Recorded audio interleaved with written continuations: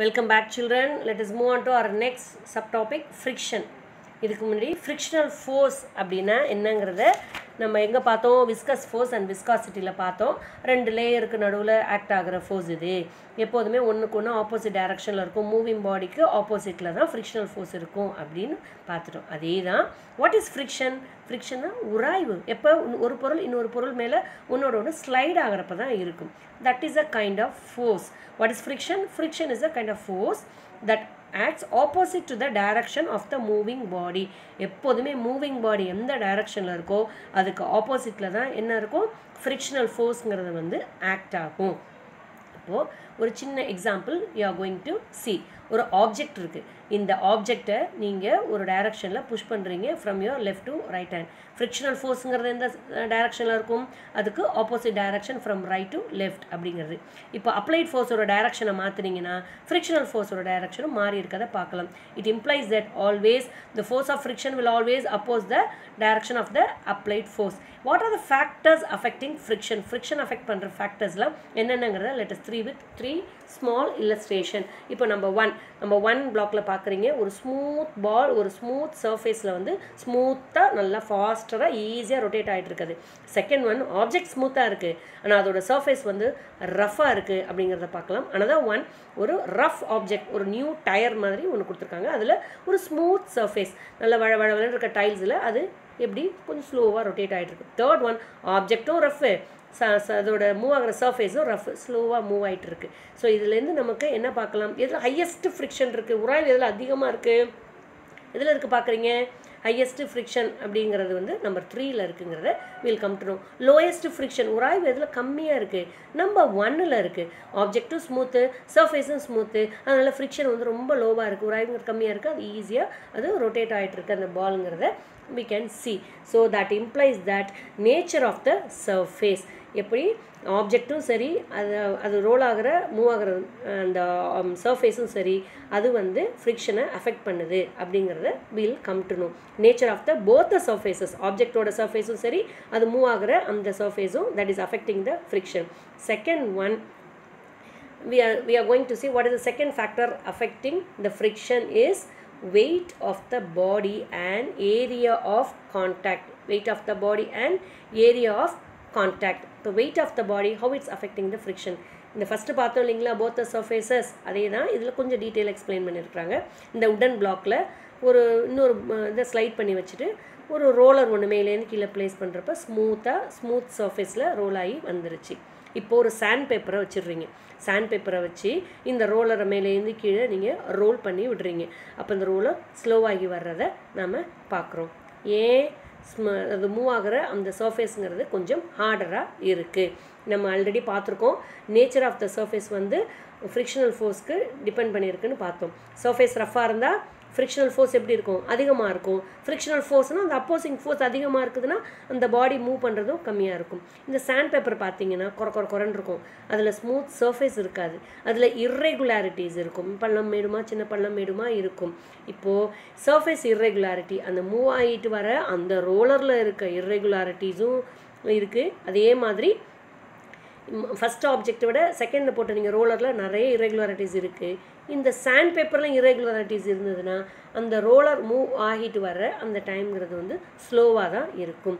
So இது நமக்கு என்ன இம்ப்ளைஸ் பண்ணுது, நேச்சர் ஆஃப் த சர்ஃபேஸும் ஸ்மூத்தாக இருந்து அது ஸ்லைட் ஆகிட்டு வர சர்ஃபேஸும் ஸ்மூத்தாக இருந்தால் ஃப்ரிக்ஷனல் ஃபோர்ஸ் கம்மியாக இருக்கும்.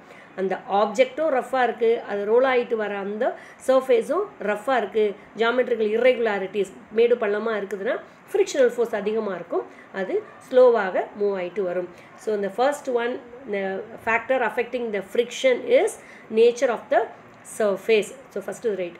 செகண்ட் ஒன், 2 பிரிக் பார்க்குறீங்க, ஒரு சின்ன கல் இருக்குது, செங்கல் இருக்குது, அது 2 கிலோகிராம். அடுத்து ஒரு பெரிய பிரிக் இருக்குது, அது வந்து 5 கிலோகிராம். நீங்கள் பாருங்கள் 2 kg 5 kg, நீங்கள் ஒரே மாதிரி அதை வந்து ஸ்பீடில் வந்து அது ரெண்டையுமே புஷ் பண்ணுறீங்க. எது வந்து ரொம்ப தூரம் உங்களுக்கு அந்த டேபிள் மேலே ஸ்லைட் ஆகி ஈஸியாக போகும் நீங்கள் நினைக்கிறீங்க, 2 கிலோகிராம் பிரிக் வந்து கொஞ்சம் தூரம் நல்லா நகர்ந்து போயிருக்கும். அதே 5 kgங்கிறது வந்து கொஞ்சம் மெதுவாக இருக்கும். வை பார்த்தீங்கன்னா வெயிட் ஆஃப் த பாடி, இப்போ 5 kg பாடிக்கு வெயிட்டுங்கிறப்ப வந்து அதோட சர்ஃபேஸோட நல்லா ப்ரெஸ் ஆகிருக்கும். 2 kgங்கிறது அது சர்ஃபேஸில் ஆக்ட் பண்ணுற ஃபோர்ஸுங்கிறது கொஞ்சம் கம்மியாக இருக்கும். ஸோ அந்த ஏரியா ஆஃப் கான்டாக்ட் அதிகரிக்க அதிகரிக்க நம்ம என்னவாகும், அதை நம்ம தள்ளுறதுக்கான ஃபோர்ஸும் அதிகமாக இருக்கும், அதுக்கு ஆப்போசிட்டில் வர்ற அந்த ஃப்ரிக்ஷனல் ஃபோர்ஸும் அதிகமாக இருக்கும். அதனால் அந்த இன்டர்லாக்கிங் சர்ஃபேஸோட அட்டாச்மெண்ட்டுங்கிறது 5 kgக்கு நிறையா 2 kgயோட இருக்கிறது வந்து கம்மியாக இருக்குது.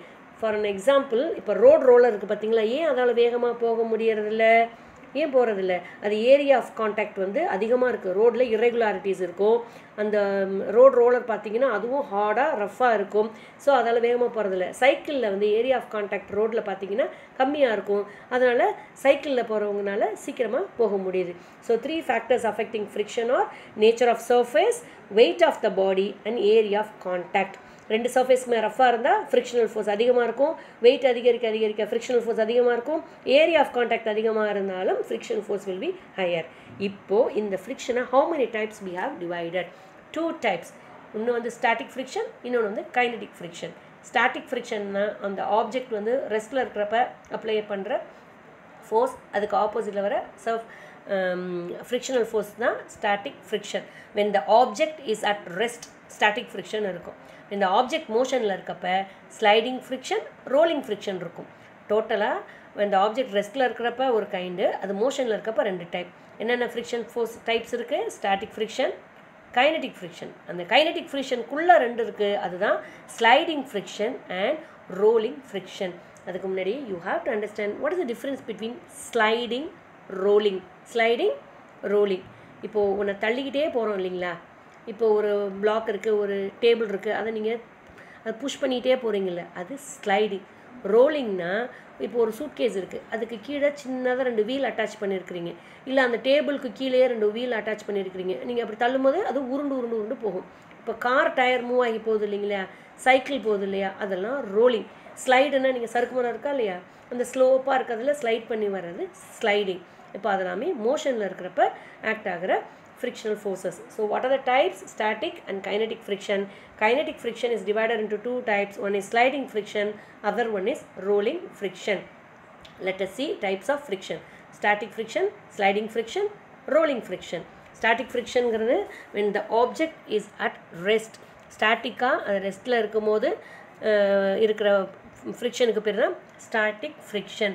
ஆல் த ஆப்ஜெக்ட்ஸ் இந்த எர்த்தில் இருக்கிற எல்லா திடப்பொருளுக்கு மேலேயும் ஆக்ட் ஆகிற, ரெஸ்ட்டில் இருக்கிற எல்லா திடப்பொருளுக்கு மேலேயும் ஆக்ட் ஆகிறது என்னது? Static friction. இப்போ ஃப்ரிக்ஷனல் ஃபோர்ஸ் இருக்குது, அதுக்கு ஆப்போசிட்டில் இருக்கிறது என்னது? நாம் அப்ளை பண்ணுற ஃபோர்ஸ் ஒரு டைரக்ஷன், அதுக்கு ஆப்போசிட்டில் இருக்கிறது ஃப்ரிக்ஷனல் ஃபோர்ஸ். இந்த particle is at rest. 2 object ரெஸ்ட்டில் இருக்கிறப்ப ஒன்றுக்கு ஒன்று ரிலேட்டிவாக இருக்கிற அந்த ஃப்ரிக்ஷனல் ஃபோர்ஸ் தான் ஸ்டாட்டிக் ஃப்ரிக்ஷன். நெக்ஸ்ட் ஒன், இப்போ ஃப்ரிக்ஷன் இருக்குது, நார்மல் ஃபோர்ஸ் அப்வர்டாக ஆக்ட் பண்ணுது, கிராவிடேஷனல் ஃபோர்ஸ் டவுன்வர்டாக ஆக்ட் பண்ணுது, அதுதான் static friction. Sliding friction. Sliding friction வந்து அந்த மோஷன் ஆஃப் த பாடி. அது எப்படி? ஸ்டாட்டிக் ஃப்ரிக்ஷன் ரெஸ்ட்லன்னு பார்த்தோம். ஸ்லைடிங்னா the force of friction acting between 2 bodies when they slide one another with a uniform speed. Uniform ஸ்பீடில் ஒன்று மேலே ஒன்று ஆக்ட் ஆகிறப்ப ஒரு ஃபோர்ஸ் ஃப்ரிக்ஷன் தான் ஸ்லைடிங் ஃப்ரிக்ஷன். ஸ்லைடிங் ஃப்ரிக்ஷன் வந்து ஸ்டாட்டிக் ஃப்ரிக்ஷனை விட கம்மியாக தான் இருக்கும். ஸ்டாட்டிக் ஃப்ரிக்ஷனை தான் எப்போதுமே அதிக அளவு ஃப்ரிக்ஷனல் ஃபோர்ஸ் இருக்கும், ரெஸ்ட்டில் இருக்கிறப்ப அதிகமாக இருக்கும். ஸ்லைடிங் ஃப்ரிக்ஷனாக மூவ் ஆக ஆரம்பிக்கிறப்ப வர ஃப்ரிக்ஷன். ரோலிங் ஃப்ரிக்ஷன் வந்து ஒரு சர்ஃபேஸ் மேலே இன்னொரு பாடி ரோல் ஆகி போகிறதுக்கு பேர் தான் ரோலிங் ஃப்ரிக்ஷன். இப்போ ஆக்ட் ஆகிற ஃப்ரிக்ஷனுங்கிறது ரொம்ப ரொம்ப கம்மியாக இருக்கும். அதனால தான் ஒரு சூட்கேஸை கேரி பண்ணி இல்லை அதை இழுத்துட்டு போகிறப்ப இருக்கிறத விட அது ரோல் ஆகி போகிறப்ப நமக்கு ஈஸியாக இருக்குது. ஏன்னா ரோலிங் ஃப்ரிக்ஷனில் ஃப்ரிக்ஷனல் ஃபோர்ஸ் வந்து கம்மியாக இருக்கும். ஸோ ஸ்டாட்டிக்கை விட ஸ்லைடிங்கில் ஃப்ரிக்ஷன் கம்மி, ஸ்லைடிங்கை விட ரோலிங்கில் ஃப்ரிக்ஷன் கம்மி. அதனால தான் ஹெவி ஆப்ஜெக்ட்ஸை கேரி பண்ணுறப்ப அது கீழே சின்ன வீல் அட்டாச் பண்ணிடுவாங்க. So we can easy to carry in order to reduce the friction. Friction குறைஞ்சா அந்த பாடியை பார்ட்டிக்கலை ஈஸியாக மூவ் பண்ணிவிட்டு போயிடலாம். ஸ்டாட்டிக்ங்கிறது ஆப்ஜெக்ட் மூவ் பண்ணாமல் இருக்கிறப்ப ஆக்ட் ஆகிற ஃப்ரிக்ஷன். ஸ்லைடிங்கிறது அந்த ஆப்ஜெக்ட் பிகின் டு மூவ் பண்ண ஆரம்பிக்கிறப்ப இருக்கிறது. ரோலிங்கிறது அந்த ஆப்ஜெக்ட் வந்து ஈஸியாக வித் லெஸ் ஃபோர்ஸோட மூவ் ஆகிட்டு போகிறது. So these are the 3 kinds of frictions. Okay, next one, what are the advantages and disadvantages of friction? இந்த ஃப்ரிக்ஷனால் நமக்கு என்னென்ன அட்வான்டேஜ் இருக்குது, என்னென்ன டிஸ்அட்வான்டேஜஸ் இருக்குதுன்னு we are going to see. What are the advantages? நம்ம day to day activities எல்லாத்துக்குமே use ஆகுறது friction. Walk பண்ணுறோம், நம்ம வாக் பண்ணுறப்ப நமக்கு காலுக்கும் கீழே சர்ஃபேஸ்க்கும் ஒரு grip கொடுக்கறது ஃப்ரிக்ஷனல் ஃபோர்ஸ். அதனால தான் ஒரு காலை ஊனி நம்மளால் அடுத்த கால் வச்சு நம்மளால் ஃபார்வர்டாக மூவ் பண்ண முடியுது. This enable us to walk. அடுத்து எந்த ஒரு ஆப்ஜெக்டை நம்ம ஹேண்டில் பிடிச்சிருந்தாலும் தூக்கிறதா இருந்தாலும் சரி, எழுதுறதா இருந்தாலும் சரி, ஹோல்ட் பண்ணுறதா இருந்தாலும் சரி, அது ஃப்ரிக்ஷனால தான். இப்போது ஒரு மூமெண்ட்டை கண்ட்ரோல் பண்ணுறதுக்கு, ஒரு காரை ஸ்டாப் பண்ணுறதுக்கு அதோட டயரில் நம்ம அப்ளை பண்ணுற அந்த ஃபோர்ஸ்னால தான் மூமெண்ட்டில் ஃப்ரண்ட்டில் போகிற காரை நம்மளால் ஸ்டாப் பண்ண முடியுது. தென் ஒரு பெண்ணை வந்து கிரிப்பை நம்மளால் ஹோல்ட் பண்ணி ஒரு பேப்பரில் எழுதுறதுக்கு உள்ள கிரிப் கொடுக்கறது frictional force that enable us to right. Walk பண்ணுறது, ரைட் பண்ணுறது, ஹோல்ட் பண்ணுறது, இது எல்லாமே. ஒரு நெயிலை வந்து வாலில் ஃபிக்ஸ் பண்ணுறதுக்கும் நம்ம ஒரு டைரக்ஷனில் ஃபோர்ஸ் அப்ளை பண்ணுறோம், கிரிப்பு நமக்கு கிடைக்கிறது ஃப்ரிக்ஷனல் ஃபோர்ஸ் ஆப்போசிட் டைரக்ஷனில் கிடைக்குது. So we can able to fix the nail on the wall. Then holding, vegetable cutting, இது எல்லாமே நம்மளால் முடியுது. ஒரு மேட்ச் ஸ்டிக்கை லைட் பண்ணுறதுனாலும் that is advantages of friction. What are the disadvantages? என்னவாயிடும், கண்டினியூ யூஸ் பண்ணுறதுனால இந்த ஃப்ரிக்ஷனால் இந்த ஷூஸ் எல்லாம் சோல்ஸ் வந்து வேர் அவுட் ஆகிடுது, டயர்ஸோட வியரிங் எல்லாம் போயிடுது, பொத்து வழுவலும் தேஞ்சி நமக்கு என்ன பிரேக் பிடிச்சாலும் நிற்காது, ஈஸியாக ஸ்லிப் ஆகி விழுந்துடும். தென் டிஸ்அட்வான்டேஜஸ், இது ஃப்ரிக்ஷனால் நம்மளால் ஒரு ஆப்ஜெக்டை மூவ் பண்ணுறது ரொம்ப ஹார்டராக இருக்கும். அந்த ஆப்ஜெக்ட்ஸ் எப்படி இருக்கும், மூவ் ஆகுறதும் நமக்கு ஸ்லோவாக இருக்கும். தென் வேஸ்ட் ஆஃப் எனர்ஜி, நமக்கு வந்து இந்த ஃப்ரிக்ஷனால் கண்டினியூஸாக ஓடிட்டு இருந்தால் ஹீட் எனர்ஜி அப்படியே ஹீட்டாக என்னவாயிடும், ஹீட் எனர்ஜி நமக்கு போகும். நெய்யில் கண்டினியூஸாக அடிக்கும் போது அந்த ஹேமரை தொட்டு பார்த்துருக்குறீங்களா, இல்லை அந்த நெய்யில் தொட்டு பார்த்தா ஃப்ரிக்ஷனால தான் அந்த ஹீட் எனர்ஜி வெளியில் வருது. ஃப்ரிக்ஷன் வந்து ஹீட்னால நமக்கு என்னவாயிடுது, அந்த மிஷினுக்கு டேமேஜ் கொடுக்குது. ஸோ அட்வான்டேஜஸ் வந்து it holes us to right, walk எல்லாமே. டிஸ்அட்வான்டேஜஸ் வந்து இட் ஆப்ஜெக்ட்ஸ் டு ஸ்டாப் பண்ணுது, வேஸ்டேஜ் ஆஃப் எனர்ஜி கிடைக்குது, அந்த மிஷினோட ஸ்பேர் பார்ட்ஸ் போயிடுது, அந்த சோல்ஸ் எல்லாம் வேர் அவுட் ஆகிடுது. So these are the advantages and disadvantages of friction. Then what are the ways to increasing and reducing the friction? ஒரு class tumbler இருக்குது, அந்த ஈஸியாக you can carry with your hand, சேஃபாக பண்ணிடுறீங்க. அது மேலே நம்ம க்ரீஸோ இல்லை ஆயிலோ அப்ளை பண்ண என்ன மாதிரி ஈஸியாக ஸ்லிப் ஆகிடுது. ஸோ இந்த grease, castor oil, coconut oil, இந்த மாதிரி லூப்ரிகண்ட் உயவு பொருள் இதெல்லாம் போட்டால் ஃப்ரிக்ஷன் குறையும். ஃப்ரிக்ஷன் குறைஞ்சா என்னவாயிடும், நமக்கு ஃப்ரிக்ஷன் குறைஞ்சிச்சின்னா அது வந்து ஈஸியாக மூவ் ஆக ஆரம்பிக்கும், it will slip down. So ஒரு ஃப்ரிக்ஷன் இன்க்ரீஸ் பண்ண லூப்ரிகண்ட் தடவணும் அப்படின்னு சொல்லி போட்டிருக்காங்க. இப்போ அந்த மேட்ச் ஸ்டிக்கில் ரஃப் சர்ஃபேஸ் இருக்குது, அதனால் என்ன ஆகுது, ஈஸியாக மேட்ச் ஸ்டிக் பண்ண முடியுது. ரஃப் சர்ஃபேஸில் நம்மளால் ஈஸியாக மூவ் பண்ண முடியுதா ஒரு ஆப்ஜெக்டை, இல்லை. ஏன், friction force will be more. அதே அந்த சர்ஃபேஸை ஸ்மூத் ஆக்கும் போது என்னவாகுது, அந்த ஆப்ஜெக்டை வந்து ஈஸியாக மூவ் பண்ண முடியுது. ஸோ ஸ்மூத்னிங் த ஆப்ஜெக்ட்ஸ் அந்த சர்ஃபேஸ் பண்ணும்போது லெஸ் ஃப்ரிக்ஷனோட நம்மளால் மூவ் பண்ண முடியும். அதுக்கும் மேலே ஃபாஸ்ட்டாக போனால் we have to attach அந்த வீல்ஸ் ரோல் வச்சுட்டோன்னா அந்த ரோலிங் ஃப்ரிக்ஷனால் ஈஸியாக போகலாம். So attaching the roles. இப்போ அதுக்காக தான் பால் பியரிங்ஸ் வச்சுருப்பாங்க. பால் பியரிங்ஸ்னால் சின்ன சின்ன பால்ஸ் மாதிரி இருக்கும் இல்லையா, அந்த சைக்கிள்லாம் இருக்கும், அது ரிடக்ஷனை ரெடியூஸ் பண்ணும், நம்மளால் ஈஸியாக மூவ் பண்ண முடியும். இந்த ஷூஸ்க்கு கீழே பார்த்தீங்கன்னா இந்த கிரிப்காக, இந்த டயர்லாம் பார்த்தீங்கன்னா உங்களுக்கு கிரிப்புக்காக இந்த கொடுத்துருப்பாங்க, சோல்ஸ் கொடுத்துருப்பாங்க. இதனால் ஃப்ரிக்ஷன் அதிகமாகி நம்ம ஸ்லிப் ஆகாமல் ஈஸியாக வாக் பண்ண முடியுது. அது வந்து அடுத்து பிரேக் ஷூஸ் கொடுத்துருப்பாங்க. பிரேக் ஷூஸ் வந்து அந்த ஃபுல்லாக என்டையராக அந்த டயரில் வந்து உங்களுக்கு அப்ளிகபிள் ஆகும். ஒரு ஃபோர்ஸ் அப்ளை பண்ணுறப்ப உங்களுக்கு என்னவாகுது, அந்த பிரேக் ஷூஸ் போய் அந்த டயரோட உள்ளே இருக்கிற அந்த ரிம் ஃபுல்லாக கேட்ச் பண்ணி ஃப்ரிக்ஷன் அதிகப்படுத்தி உங்களோட மூவ்மெண்ட்டை ஸ்டாப் பண்ணுது. கபடி விளையாடும் போது பார்த்துருக்குறீங்களா இல்லைங்களா, அவங்க கையிலெல்லாம் அந்த மண்ணை தடவிப்பாங்க. எதுக்காக, கையில் கிரிப் கிடைக்கும், ஒரு ஃப்ரிக்ஷன் கிடைக்கும், உராய்வு கிடைக்கும், அப்போ அடுத்தவங்களை பிடிச்சி ஈஸியாக புல் பண்ணி இழுத்துடலாம் அப்படிங்கிறதுக்காக தான் அவங்க கையில் பண்ணுறாங்க. தென் கேரம் போர்டு ஆடுறப்ப கூட பார்த்துருப்பீங்க, எதுக்கு பண்ணுவாங்க, அந்த பவுடர் போட்டிருப்பாங்க. எதுக்காக போட்டிருப்பாங்க, ஈஸியாக மூவ் பண்ணுறதுக்காக. இப்போ சர்ஃபேஸை கூட ஸ்மூத் ஆனதுக்கப்புறம் அந்த பார்ட்டிகளை தள்ளுறது ஈஸியாக இருக்குது. கேரம் போர்டில் வந்து ஃப்ரிக்ஷன் ரெடியூஸ் பண்ணுறேன்னா அதுக்குன்னு அந்த போரிங் பவுடர் வந்து போடுவாங்க. அப்போ என்னவாயிடும், அந்த சர்ஃபேஸ் வந்து ஸ்மூத் ஆகிடுது. ஸோ அந்த நம்ம அந்த காயின்ஸ் எல்லாம் ஈஸியாக அந்த கேரம் போர்டு அந்த போர்டில் நமக்கு மூவ் ஆகுது. ஸோ பால் பேரிங் பண்ணுறோம், லூப்ரிகன்ஸ் யூஸ் பண்ணுறோம், அப்புறம் ஏரியா ஆஃப் கான்டாக்டை வந்து ஸ்மூத் பண்ணுறதுனாலையும் நம்ம we can increase or decrease இந்த ஃப்ரிக்ஷன். கதவுல சத்தம் வருது, அதை திறக்க முடியல, we are applying lubricants, grease போடுறோம். So what are the ways we can increasing and decreasing the friction? Area of contact. Area of contact ரொம்ப ஸ்லிப்பரியாக இருக்கிற இடத்துல ஹார்டாக்குறோம், ஹார்டாக இருக்கிறத ஸ்மூத் ஆக்கலாம். These are the ways we can improve or decrease the friction.